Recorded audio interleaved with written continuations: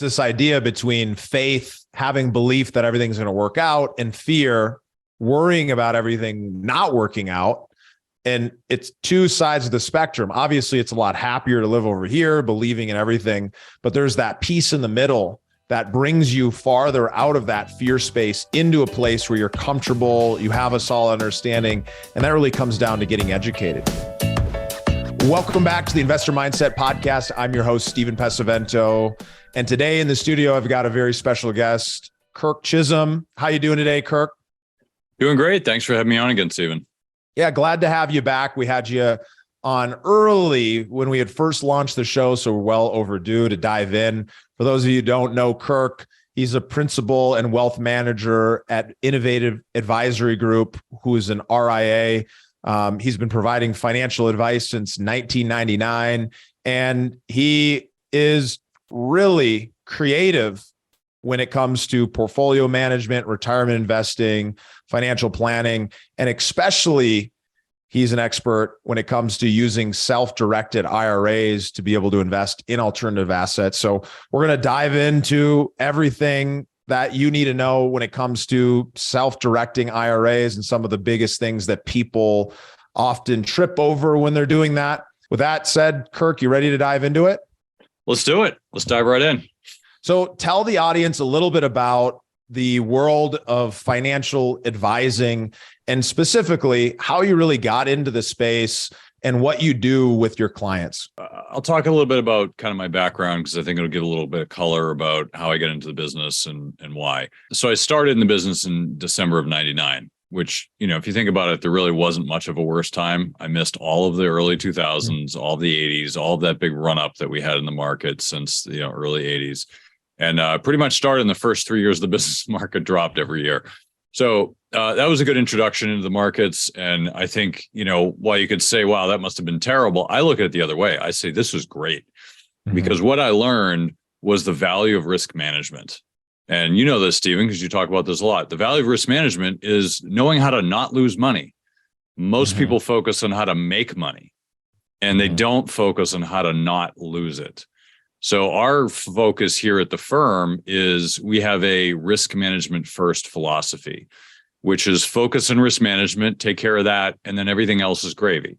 Because making money is not hard, right? It's not easy, but it's not really hard. It's more, can you make sure you're not going to lose big? If you can do that and you don't make a lot of money, that's fine. But if you lose money, it's so much harder to make it back, and it's much better just not to lose it in the first place. So the first few years really colored that for me, and pretty much the rest of my career. And of course, I lived through early 2000s when the tech bubble burst. We lived through 2008, which also was another one, which actually we were well prepared for. We were out of the markets well a full year before the markets crashed, so we were aware of that. And then you got all the other ones that happened since. You got 2017, you got 2020, you got the early, I think it was 2011 when the flash crashed. I mean, we've had all these little bubbles popping here and there. And if you're surprised by them, it's because you don't really understand what your investments are. So a lot of what we focus on is how to manage risk around any investment, whether it's traditional or alternative. And if you can do that right, then the world's your oyster. But the hard part is doing that. And the best part is because no one else is doing it, it separates us as a firm. Because most people think, I'll just put money into a bunch of mutual funds and I'll be diversified. How'd that work for you last year? Didn't work very well, right? Well, that's because everything went down because everything got correlated. And most people thought diversification works. It does most times. Stephen, you were just on my show and we were just talking about, about this topic, but this concept of half-truths. A half-truth is something that sounds true. It's intellectually sound. It's academically sound, but it's not true 100% of the time.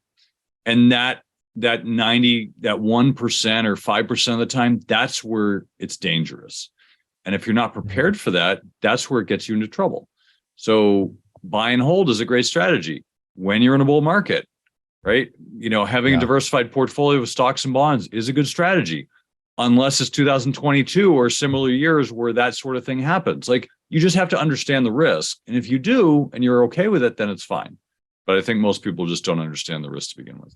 So I think a lot of people don't understand the risk. We were talking a little bit about people investing into alternatives, looking at only what the projected return is rather than understanding what's the risk that's connected to that versus investing in another deal that might have a better risk to return ratio. What I'm curious about is, how do we go about thinking about protecting ourselves from risk without going into the fear mode of not taking any action? Because what I find is a lot of folks that I talk to are very interested in taking back control of their investments, taking back control of their ability to be able to grow their wealth, and taking back control of the ability to create income from their investments that really gives them the ability to do whatever they want, whenever they want. But there's also that fear that comes along with it that is really keeping people from actually taking action. So how do you go about addressing that? That's a great question, Stephen. I think one of the challenges I've seen is people typically are in one or two ends of the spectrum. They're either on the greed spectrum, which is, how do I make the most money possible so I can keep up with my friends and brag about it to people that I don't really care about, who don't know my financial situation? Or in the other spectrum, which is, I don't want to leave my house because I'm afraid that a bird's going to fall on my head. There's these two ends of the spectrum that you have to find a healthy balance, right? And there's a few different concepts we use, but there's this concept I like, which we call fragility. I didn't come up with it, Nassim Taleb did. But 2007, the markets were fragile. And we saw 2008 where they all imploded across the world because the markets were fragile. People didn't understand the risks they're taking. They're taking way too many risks, and they didn't understand them. And then, and then things blew up, and people are like, what happened? Well, the other side of the spectrum is being anti-fragile, which is basically you took advantage of that and you made lots of money during 2008. Most people didn't, but that would be an example of anti-fragility. And then in the middle, there's resilience. Now, resilience is a concept which I like to think about as, how do you create a resilient portfolio? I think, I've thought about this a lot over the last bunch of years. And what I've come down to is resilience is a mindset. It really comes down to how you think about it. You have to be, here's a good example. COVID happened, right? It sucked. And no one escaped it unless you're sitting on a farm by yourself. Everyone got affected by COVID one way, shape, or form or another. Whether it's your kids stuck at home, not playing with their friends, or you're getting depressed because you can't go out, or whatever it is. We all got affected in some way.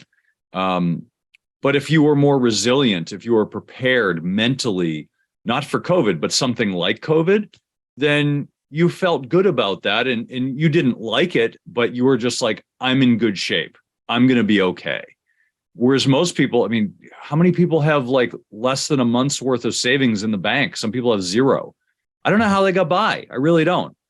But being resilient is being prepared for everything and not knowing what's going to happen, but being prepared for multiple scenarios. So we call it scenario-based thinking versus outcome-based thinking. So outcome-based thinking is, it's going to be hot tomorrow, or the stock market's going to go up, or, this one thing's going to happen, right? You're making an assumption, who's going to win the next election? Well, this person's going to win. Well, that's outcome-based thinking. That's assuming that you know the future. Now, I don't know about you, Stephen. I don't have a crystal ball. I can't tell the future. Most people think they can because they do it every I wish day. I could, right?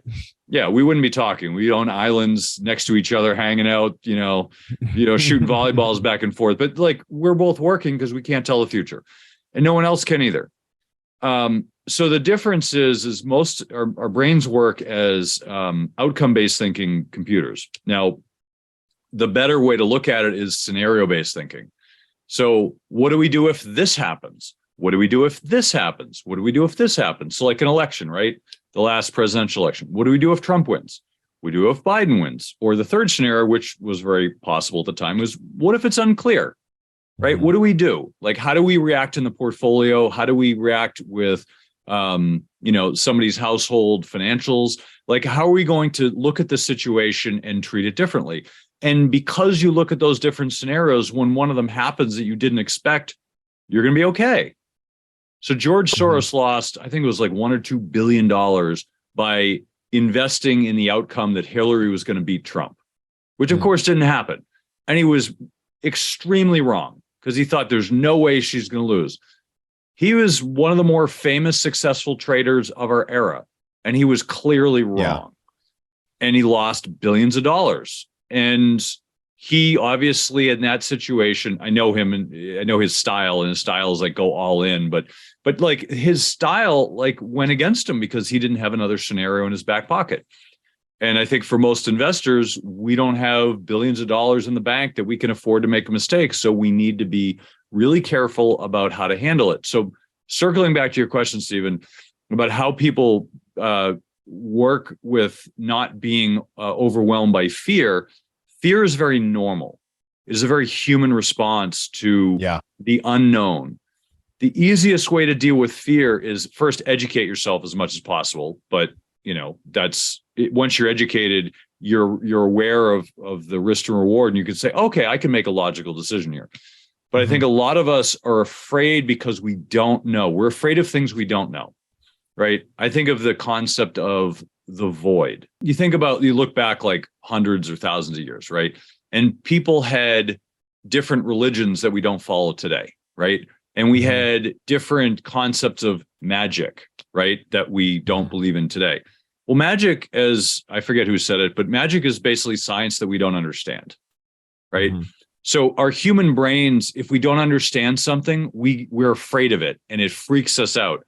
So we fill that void with something else. It may not be true, but it may sound true enough to help us feel comfortable with that void. So I think a lot of religions strung up because people are like, what do we do when we die? Yeah. Like, I don't know. Like, I'm fearful. What happens if I die? But then, people answered the question. I'm not saying religion's true or not. I'm just saying, like, conceptually, we've had hundreds of religions over history, and I don't know which ones are true. But the point is when people have an answer to this void in their head, they feel better. So it's this idea between faith, having belief that everything's going to work out, and fear, worrying about everything not working out.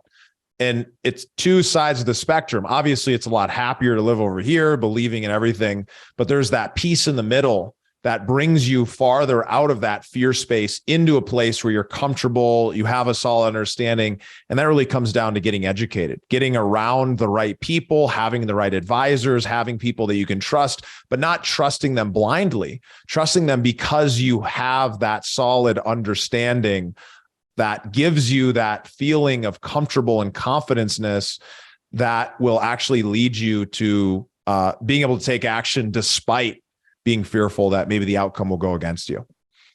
Yeah, no, I totally agree. I think, the fear factor is basically our human brains shutting us down, right? It shuts down the executive function and puts us into fight or flight mode, which means that we stop thinking, we start reacting. And reacting is fine if you have good, if you set up good habits, right? Like, if a tiger jumps out, you're going to run, right? That's not something you thought about, but your body's going to be like, I'm getting the heck out of here, right? And that's more primal. But I think in our lives, if we structure our lives with good habits and our brain shuts down, so it is a good example, actually, because the military talks about this a lot, right? They overtrain the military in battle situations. So when you come upon the situation, your brain doesn't shut down. Because they say charge the hill and people are shooting guns, you're like, no, I'm good. I'm good right here. I'm not familiar with that. But if you're accustomed to charging that hill under gunfire, then you're going to do it because you're going to say, I've been here before. I've practiced this. I'm going to do it, which is why they do it over and over and over again. Athletes do it. Soldiers do it. We need to do it. Like we as people don't do it in our lives, but it's such an important framework to think about how you can get over this fear factor. There's a lot of tools. Yeah, that's such a good point. It's that practice over and over again that makes you comfortable. And when it comes to money, when it comes to investing, a lot of people, they haven't really worked that muscle. They've gone with I'm going to follow the traditional path because that's the only thing I've ever known. And I haven't yet built the muscle in any other sector or space. And so that actually leads us into something that you're an absolute expert at in the self-directed IRA space. We At Von Finch, we have a ton of clients who are investing using their self-directed IRA. And a lot of people, when they first come to outside of the traditional world, they don't even realize that it's possible. And they don't really have an understanding or a creative vision of where that money can be invested and what that can actually do for them. So I'd love it if you'd kind of share a little bit about what are some of the common challenges that people face when they're coming from that traditional world, moving into the world of self-directing IRAs, and what are some of the strategies that they can actually apply that will allow them to, take back control of their portfolio? Yeah, I'm glad you asked that, Stephen. So the self-directed IRAs, we started our company in 2008. We one of the reasons we did is because we wanted to specialize in this area. Now, a self-directed IRA, the term itself is a little misleading because all IRAs are self-directed, but the term is typically used to describe an IRA that can invest outside of the stock market. And there are some limitations, although not many. So the idea is you can invest in virtually anything with your retirement account. Most people think you're limited to stocks, bonds, and mutual funds, but you're not. The IRS doesn't tell you what you can invest in. They tell you what you cannot invest in. Well, technically, the Internal Revenue Code, not the IRS. But so basically, you cannot invest in life insurance on yourself. You cannot invest in S corps, and you cannot invest in collectibles. Virtually everything else you can invest in: horses, houses, private companies, crypto, gold, whatever you want. Airspace rights. I mean, the reason we got in this space is it's so exciting. There's so many opportunities everywhere. We find new ones all the time. There's people buying fishing rights, getting 80% a year. People doing tax liens with, double-digit returns, and horses with triple-digit returns. I mean, there's ridiculous returns out there, but I wouldn't say, hey, well, let's invest in horses because Kirk just said triple-digit returns. Don't do that. The situation I'm talking about was a client who's very specifically and understands dressage horses, buys them from Europe, trains them up, and sells them to really, really rich people and makes a good return. But this is what he does for a living. So I want to caveat this. Yeah, I want to caveat this because self-directed IRAs are amazing. It's one of the coolest tax benefits that we have as investors if you use it properly. However, if you're doing it because it's a cool and sexy thing, then you're missing the boat, right? Mitt Romney has over $100 million in his IRA. Peter Thiel has over $1 billion in his Roth IRA. He never has to pay taxes on that. Now, these are people who understood how to use it, how to differentiate it and separate it from the rest of their investments and allow it to compound, which is great. But they did it doing things that they know. Peter Thiel invested in Facebook for pennies on the dollar, and a lot of other companies, PayPal and a few other, through his IRAs. He doesn't need the money. He's making tons of it. Now it's all tax sheltered. But if I just went up to Peter Thiel and said, hey, Peter, I got this cool thing, you should put your money in it, he's not gonna be like, oh, okay, let me just put my IRA in there. Like he's doing only what he knows. Warren Buffett talks about this. You've got Peter Lynch talks about it. But it's absolutely amazing to understand that if you're creative and you're thoughtful about it, you can really use it to your benefit. So that's why we got into it, because it's just this unique thing. A lot of people, the most common assets, real estate or real estate related investments, because that's what people know. And you can always find deals if you're really diligent and you're tenacious and out there looking for deals. You can find deals all the time. Just sometimes it's harder than others. And so when we're speaking to folks both that have experience doing this and those who don't. For those who have yet to do that, you set up a self-directed IRA, you have to work with a custodian. Once you've got some of those baseline pieces in place, what are some of the things that you need to watch out for in order to stay compliant with those regulations on making sure you're investing in the right things and you're not investing in the wrong things so that you don't end up, breaking the IRA? Yeah, that's a good point. So one of the things, the first thing which you kind of you skip past, but it's a really important point, is finding the right custodian. So finding the right custodian is not easy, right? If you have a stock portfolio, you're probably thinking, should I go with Schwab or TD or Fidelity or E-Trade or I don't know, E-Trade's not around anymore. But anyway, you're like, which one do I do? Well, they're all the same. So it really doesn't matter which one you do. It's just a personal preference. But with self-directed IRA custodians, every single one of them is different. The fees are different. What they allow is different. The service is different. All of them are different. So you need to do your due diligence there. That's the first thing I would say. And that's, we've actually created a course around that because it's so hard to do. Now, the second piece is, what should people be careful of? You have to make sure you're not creating prohibited transactions. Now, this comes from abiding by the rules. Now, one of the things I get the most is people call us up and be like, hey, I want to do this really cool thing in my IRA. I'm like, no, that's not allowed. But what if I do it this way? I'm like, no, you're not understanding. What you're saying is not allowed. Like there are exceptions. So there's rules, there's exceptions to those rules, and there's exceptions to those exceptions. We know them all, but sometimes people come to us and they're very clearly trying to take money out of their retirement account and finding a way to circumvent the IRS. Let me tell you, the IRS is smarter than you. So whatever you think you've come up with as a solution, it's not a solution. The IRS has figured it out and they will catch you. So don't do stupid things with your IRA. I'll just put that out there. Now, that being said, there's a lot of cool things you can do with it. But the things you have to worry about is, so there's disqualified persons, which is basically you, your spouse, your kids, your grandkids, great-grandkids, your parents, grandparents, great-grandparents. So the lineal ascendants and descendants are disqualified persons, which means you cannot do business with them. So, for example, if you own a piece of real estate, you cannot sell that real estate into your IRA. You cannot have your IRA's real estate sell it to you. You can have it distributed to you, which is a taxable event. You can do that, but you can't sell it. So the idea is a lot of people are trying to, trying to circumvent the rules. You can't do it that way. There are exceptions though. Brothers or sisters, cousins, aunts and uncles, those are exceptions. You can do business with them, right? So there's ways that you can use them as a way to facilitate transactions. But I will tell you this, if you think you found a way, the intention is really important. So for example, I'll give you an example of something that I've heard before, which is you're going to get, in trouble for. Oh, well, I can't sell this real estate to my IRA. So I'm going to sell it to my uncle and he's going to sell it to my IRA. No, the IRS is going to say your intention was always to do that. So they're going to come back and say, nope, that's disqualified and you're going to owe taxes and penalties and all that. So the danger of screwing up the IRA, I just want to be clear. The danger of screwing up the IRA is not the fact that they're going to catch you and you're going to have to, pay taxes on the distribution, right? So let's say you have a $100,000 IRA.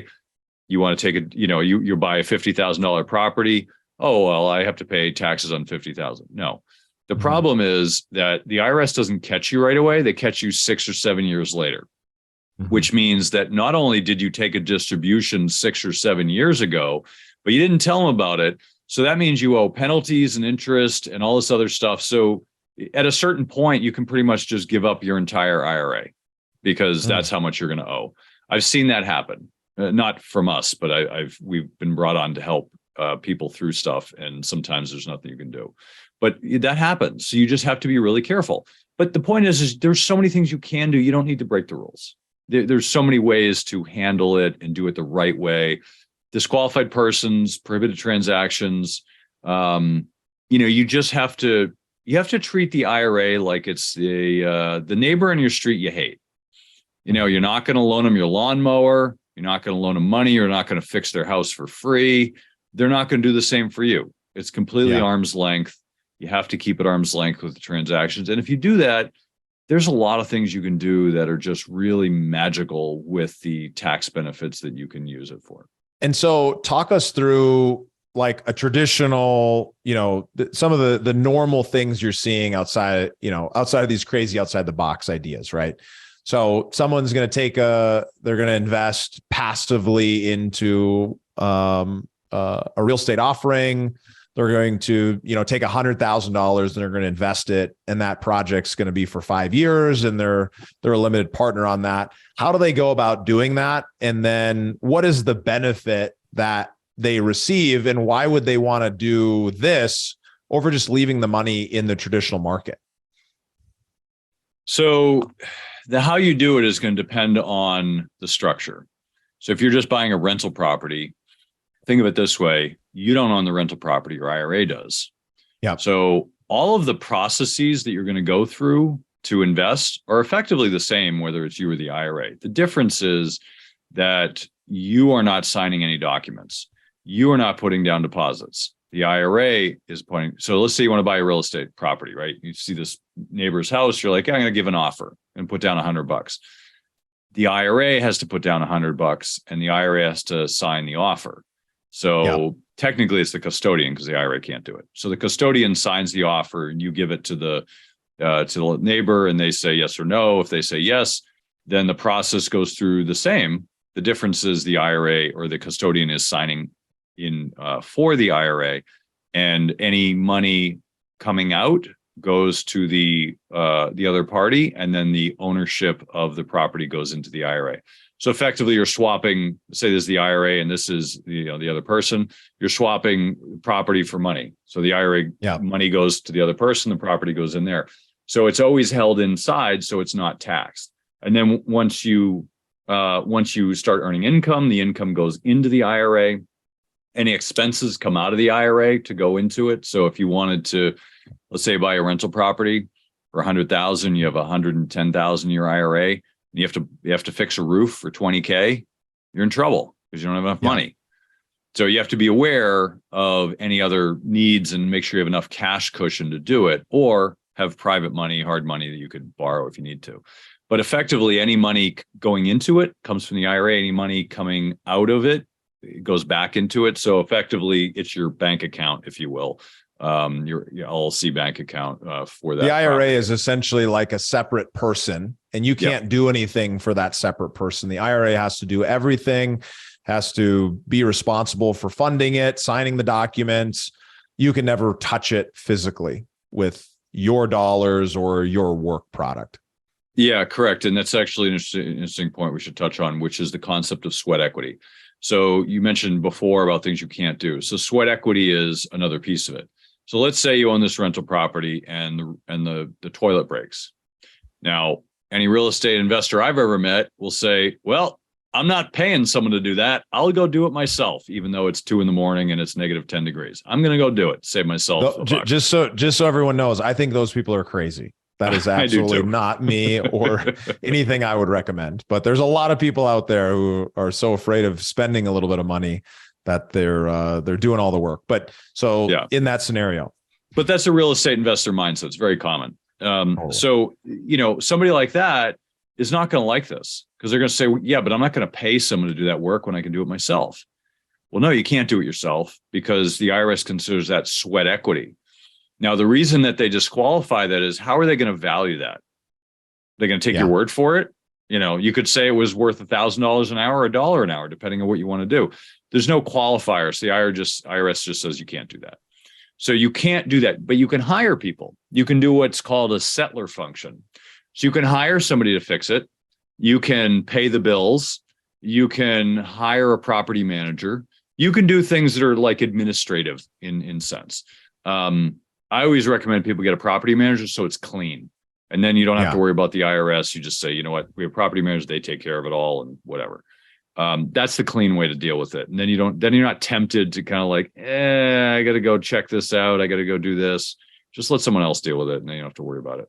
So, but in whole, I mean, you're talking about somebody going and buying a rental property and being an active manager, but whether you're being an active manager, which you can't do except this settler function that you're talking about, or you're investing passively, the process for doing that is the IRA itself is going to be the one who signs all the documents. They're going to sign the purchase agreement if you're buying it directly, or they're going to sign the PPM if you're investing into a private placement investment offering.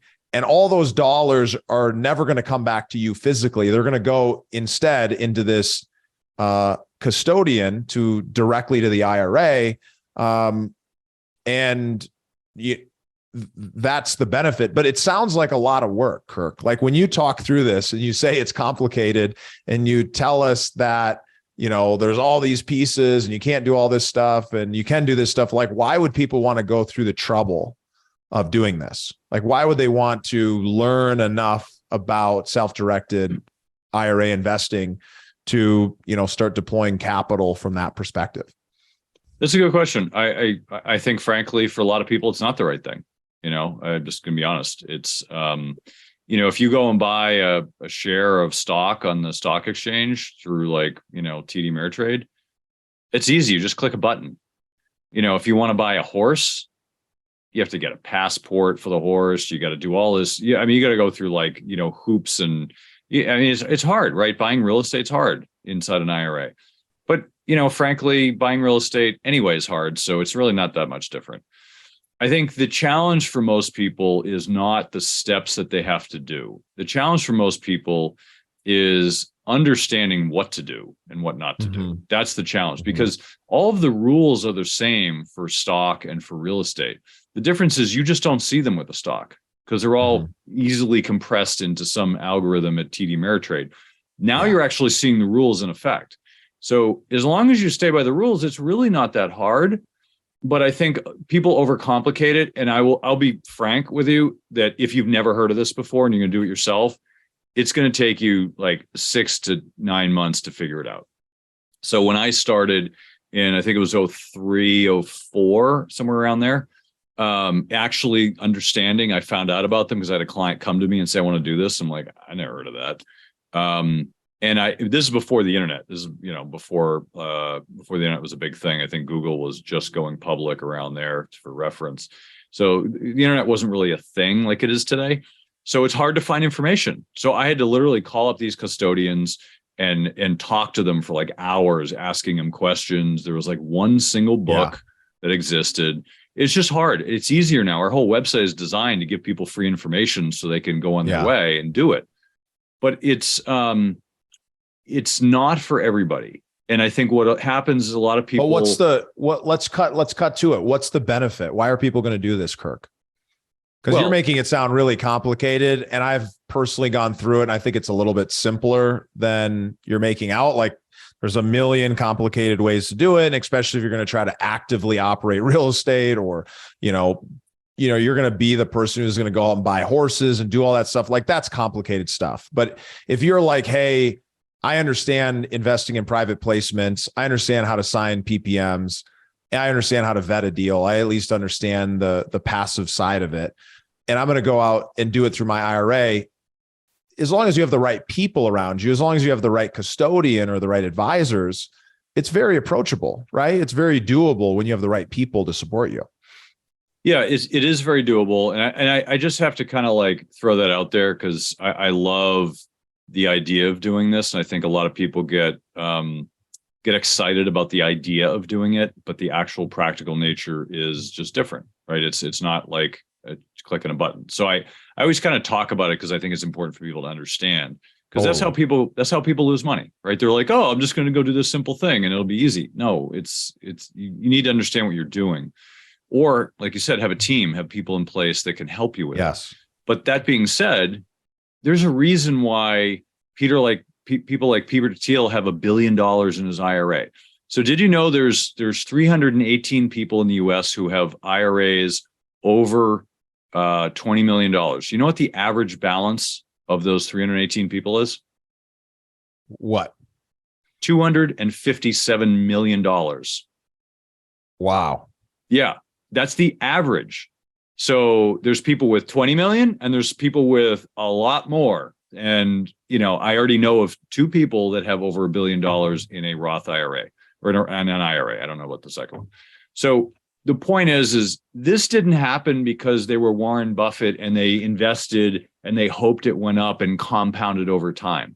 This happened because people used the vehicle and found ways to legally, right, find ways to leverage the returns. So I can tell you some examples that are absolutely amazing, but I'll give you some simple examples from real estate investors. Let's say I see my neighbor's property, let's say it's worth $200,000. And, he's not able to sell it. And I say, hey, buddy, I'll buy it for you for 50. I know this example is ridiculous, but I'll buy it for you for 50. He's like, I need to get out of here. I'll sell it to you for 50 today. Okay, done. We'll sell it today for 50,000.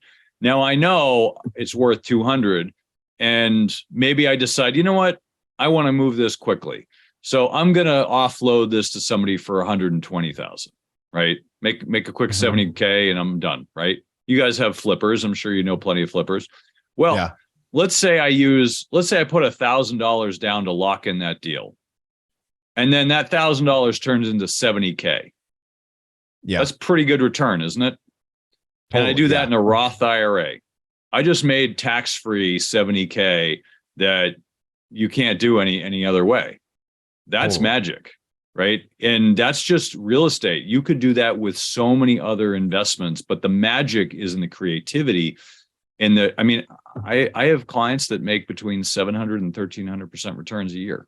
And that's what they do, but they're able to use what they do and leverage it, and they make really good money. So I think this is the interesting thing. There's really like two versions. There's like the easy button. Somebody's got their money tied up in Wall Street. They realize they want to diversify out. They decide, hey, I want to get into some kind of investment opportunities. I'm not going to be the active manager. I'm going to go, and I understand how to do it with cash. There's a couple more hoops to jump through, but I get a good custodian or a good advisor, and they help me get into that. And now I'm making, 10 to 15 or 20% annual returns in my IRA. So I'm growing it faster than I would maybe in the stock market if I just want to get my money out. But the other way, the thing you're really alluding to, the thing you're really underlining for the audience here is that if you understand this tool, and you really need to become a specialist in using this tool, it can be a vehicle of its own for creating great wealth and for being able to create tax-free wealth if you're doing it within a Roth IRA. If it's in a regular IRA, you're deferring it, you're getting that benefit of compounding, you're not paying taxes on that while it's compounding. Of course, you have to pay a distribution, but more importantly, you can use this tool to then go out and find unique strategies that you can create outsized returns by putting out a smaller amount of money and getting a huge profit back. A lot of people think it is, the self-directed IRA, that's the end goal. No, the self-directed IRA is the tool that gets you to the end goal. I could use a self-directed IRA. I could use an opportunity zone. I could use 50 other tools that we have at our disposal. There's some cool ones, which I could tell you about after the show, that are really interesting, but there's so many tools out there that you can use, but you use them in the manner that they're meant to be used. I'm not trying to put a square peg in a round hole, right? Like, this is why when we do self-directed IRAs, we're not selling self-directed IRAs. I don't care if you use one or not. What I care about is this a good tool for you? If you want to buy this cool and interesting thing and you want to flip it, or you want to do it in an IRA, great. We're going to run the numbers with you, and we're going to say, this makes perfect sense, or you know what, this really doesn't make sense. It's going to be too expensive. You should use another way, right? Because if you're doing an IRA for real estate, there's some great benefits, but also, real estate is a tax advantaged vehicle to begin with. So you're kind of losing that to some degree. So you just have to weigh it and just say, what is the end result? Does it make sense? A lot of times it does, but you still have to run the math. Yeah. I like this as an understanding, because I think when we shift away our view that self-directed IRA is the end goal. Hey, I'm going to get this set up and then I'm set, right? Now I can make investments from it. That's just really step one. And everyone can stop at step one. They can just use the tool in the most basic way.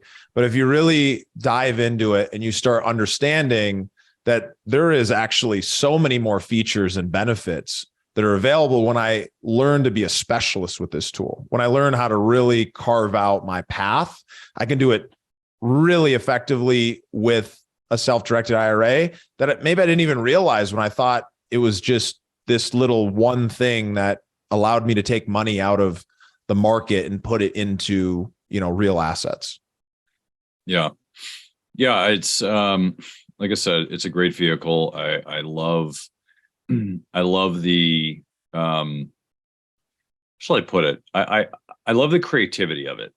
Right. And I think that the best things that I've seen have come from creativity. I mean, you could put a piece of real estate, that's great.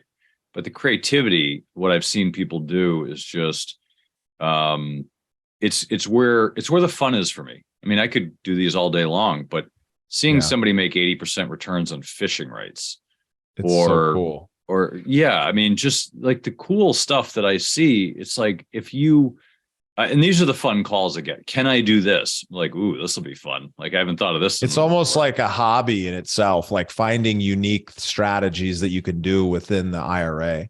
So I feel like there's going to, we obviously, I think we should dive even deeper into this at some point, really kind of like go through a bunch of examples of unique case studies for those folks who they want to learn more about this. They want to understand what's the best place for them to learn more from a resource perspective.